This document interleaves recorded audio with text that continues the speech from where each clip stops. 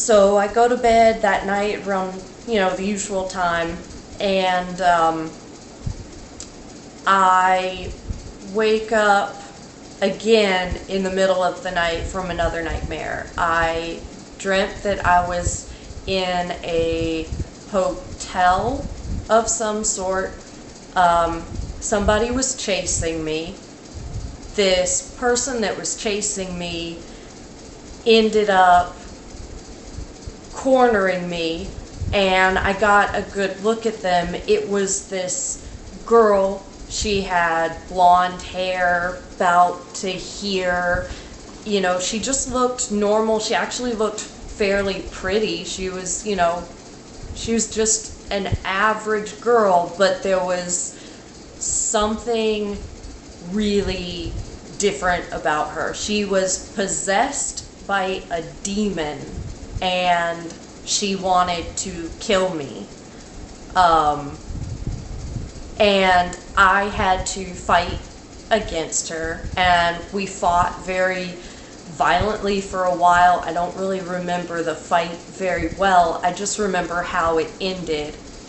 There was a fence, and somehow I staked her on top of the fence, and she was choking and bleeding to death at the same time.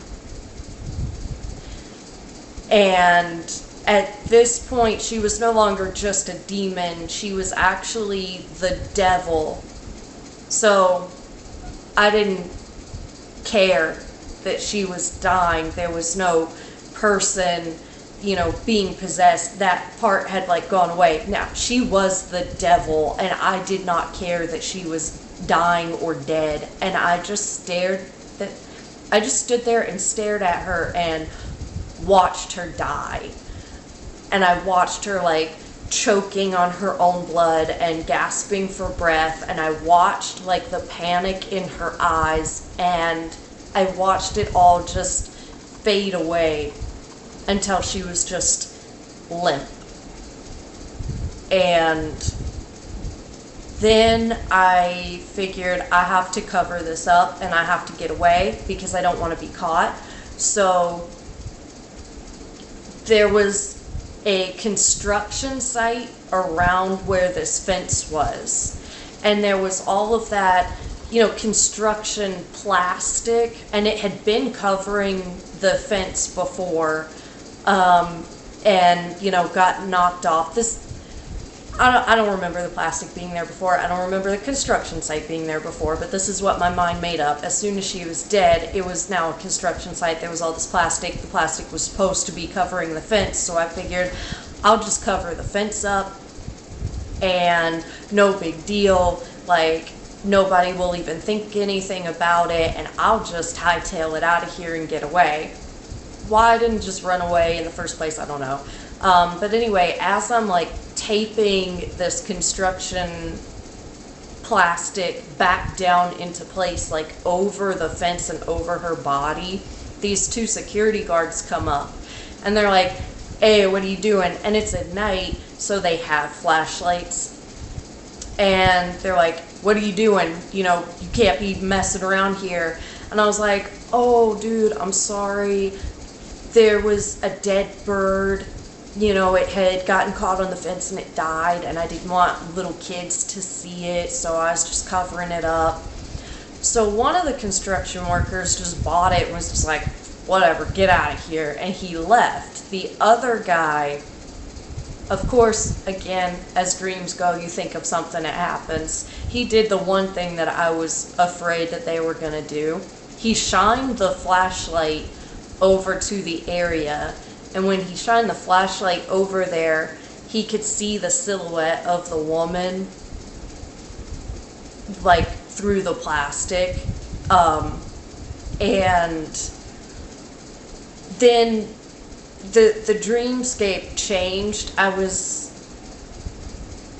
Because the plastic just ripped away, and now her body was just totally exposed again. Only this time I freaked out And I just kept staring at her, and I just kept like rocking back and forth and like shaking compulsively, and like started crying, and my heart was just pounding. I mean, I thought I was gonna have a freaking heart attack from my heart just like pounding so hard.